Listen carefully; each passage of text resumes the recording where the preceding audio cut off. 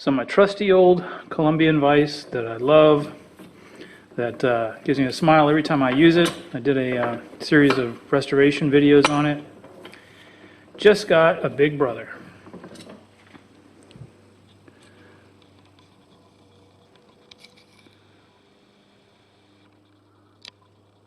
You can compare the two.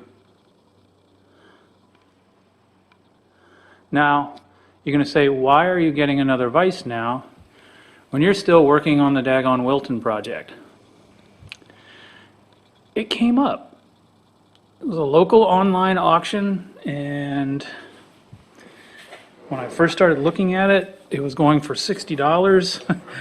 I will admit that auction fever struck, and even though somebody started bidding against me towards the end, I kept going, and I ended up paying $110 plus auction fees for it.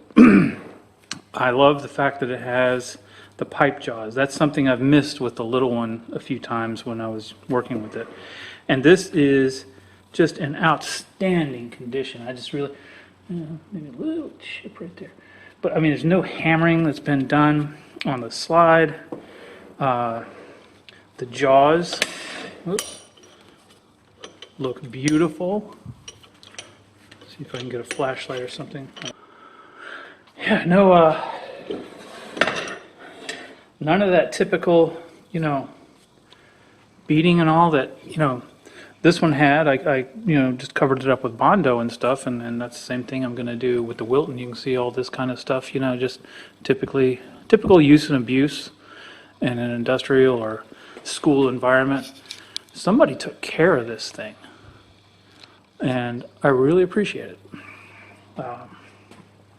This is obviously not original, and I'm not sure that this is the type of I got to take it apart to figure out what type of mechanism it was supposed to have as the lock was, because this is actually threaded into here.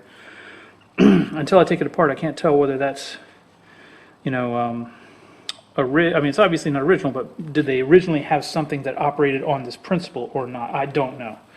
But that'll, I have to get back on the Wilton project, so I'm not going to do much with this other than just clean it up, hit it with some purple power, but it, I mean, honestly, doesn't need anything. It's so smooth. It's, yeah, really in love with this vise. And it came with these magnetic pads that don't fit it. They're a half inch too short, but guess what? They fit little brother just perfectly. So happy to have those. I'll clean those up a little bit. Now, that was my success story at the auction. To sort of balance out the karma, I also bought this thing, this stupid little paperweight. It's like Spinal Tap Stonehenge. The picture I saw of this thing made me think, I thought I was getting something about yay big. And when I saw this, oh man, my heart just sank. And I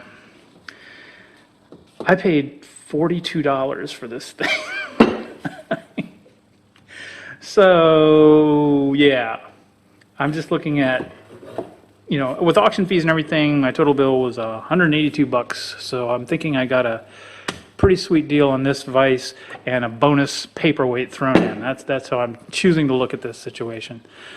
I don't know, but just showing it in as found condition. Like I said, I'm going to do very little to it, especially for the time being. But yeah, I will hit it with some purple power and just clean some of the grease off of it, and then eventually I'll be trying to, clean up the slide and stuff like that. It's actually well greased and oiled and everything, so it's been taken care of. I'm really, really happy with it. Oh, now someone's going to say, hey, what the heck is the model number on this thing? So here you go. It is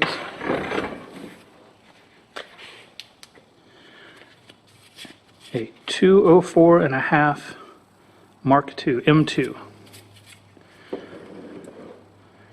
And that's the maker's mark on it. I don't know the exact vintage of it. I have to research it. But she's pretty. Now this bench is already too high even for this vise. I know that. This bench is at this height because once I take the wheels off, I'm going to be able to fit those base cabinets underneath of here. And then, so what I'm going to do is I'm going to build another section of bench all the way out to the door, and that'll be lower. I haven't decided how low, and I'll be taking this into account when I do that. And so this will probably live down on the corner near the door, because I like corner-mounted vises. And that's the game plan. Okay, I had to know, and it turns out no, this was not meant to have threads here, so that's unfortunate. Somebody tapped that out. This swivel base, I had a suspicion looking at it, is identical to the one built for my 604 M2. That's the model number on this guy.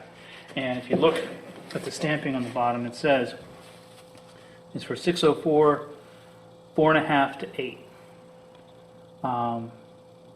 And the identical stamping is on the bottom of that, which is interesting because that's a 4.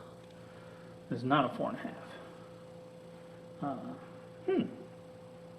So no telling how that came to pass, but yeah, it's supposed to have, it has these serrated edges. It is supposed to have something just like this. And the only reason I didn't put this back together with that guy, I mean, I was thinking of selling it separate or something like that, but I'm going to keep it together just to keep it all original.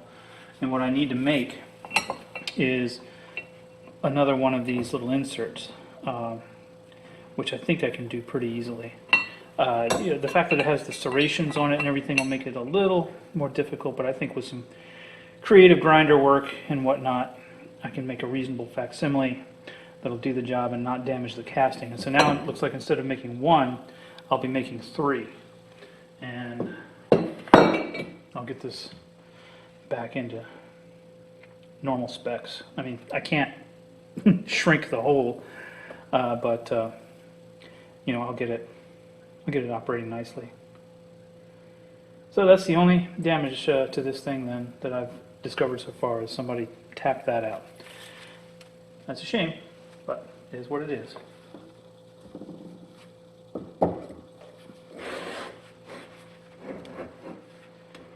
I'm still in love with it.